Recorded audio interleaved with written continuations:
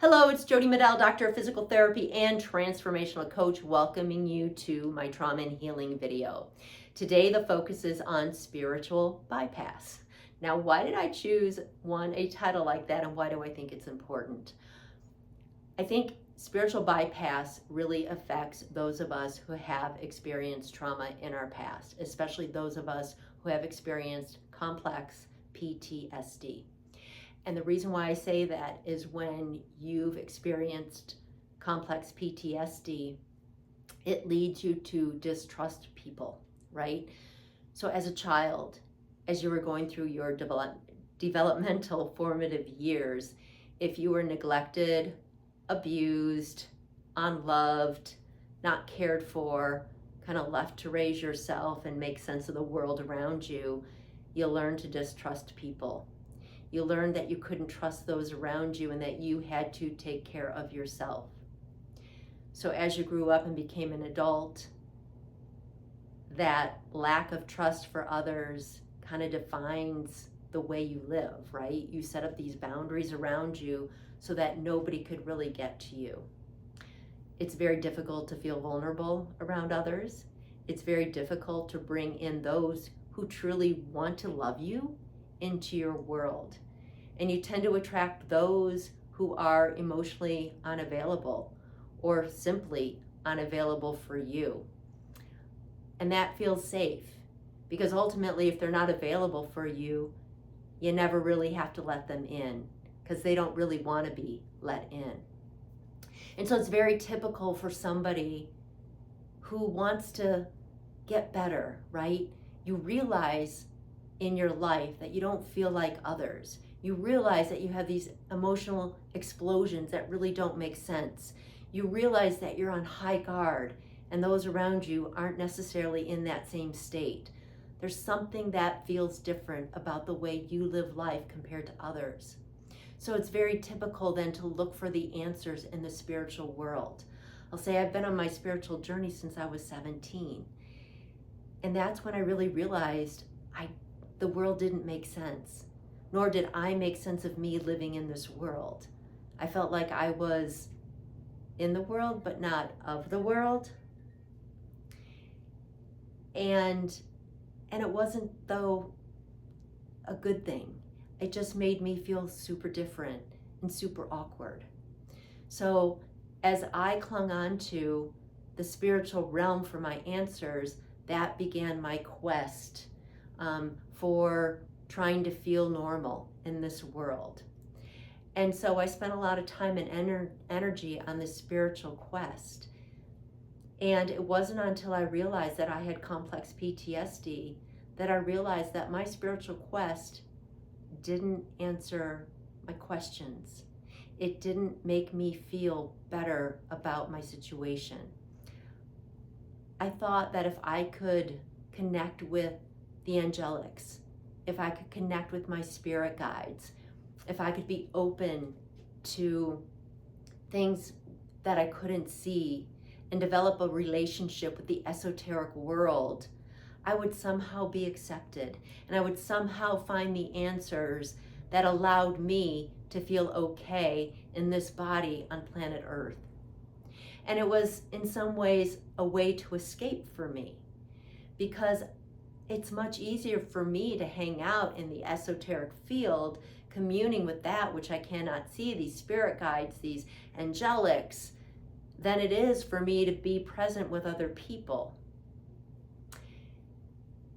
But the problem is, on this quest, the spiritual journey that I've been on, I was still reaching out there, and it didn't really bring me home to me. What I realized when I did the deep dive into what complex PTSD was all about and what my brain dysregulation did and what my inner critic did for me, it didn't allow me to come home to my own heart space. My brain dysregulation, which manifests as neurological dysregulation and emotional dysregulation, kept me in this fight or flight response or fear or fawn response. It kept me on this automatic response of negativity, of reacting to the environment around me.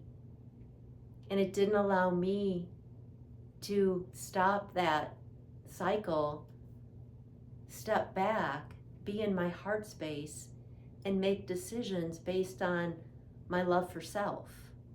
Because my inner critic, which is also heightened when you experience trauma, my inner critic would never let me love on myself. I was never going to be good enough, right? I could never do enough. I could never show up and be all that I was meant to be, because that wasn't in the cards for me. But when I realized that all this is due to the effects of trauma, not because of who I authentically am, I was able to stop the madness. I mean, I work with it every day. It's not that it's gone, but I get it now. But being on the spiritual path kept me looking out there for the answers. I thought that if I could hang out with the angelics or my spirit guides, they would somehow find the answers for me. But again, the focus is out there. No one can do this work but me. I have to bring it home to me. And it isn't until I reside in my heart space, I have the ability to love myself. And I can be fully, authentically, beautifully who I came here to be, because I can extract myself from the effects that trauma has had on me, and I can start living my life the way I was intended to live it, because I chose to come in with purpose. And it's not that the trauma, let me restate that. The trauma guided me to this point so I have a better understanding of what it means to be here on planet Earth, right? And I have a greater appreciation, and I can live in much more gratitude. And that allows me then to come home to me, live from my heart space, right? Because I'm living from a place of love. And if I love myself, I can love others. And if I love myself and others, I can be open to be vulnerable again. And then I can be open to coming home to self, which is where I connect from inside out to divinity, to all that is, to the collective whole. But the answers are all here inside of me. They aren't out there.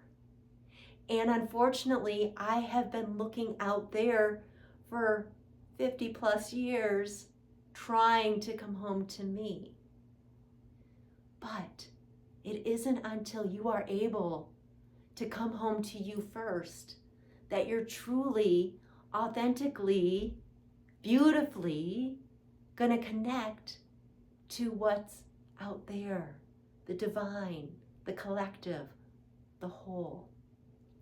So when I talk about spiritual bypass, it simply means that I was misdirected, that I started my journey from outside in because I was fearful of coming to the inner core of my beingness. And what I learned is that my connection to spirit, to the spiritual realm and all that is because I'm connecting to them through being in my heart. All right, I hope this helps you. I hope it gives you some guidance, and I hope it directs you back to doing the work so that you can be mindful, living in the present time, coming home to you, living from your heart space, and from that place, you then can be connected to all that is, to your spirituality, to your driver, and to be fully, beautifully, authentically you. Thank you.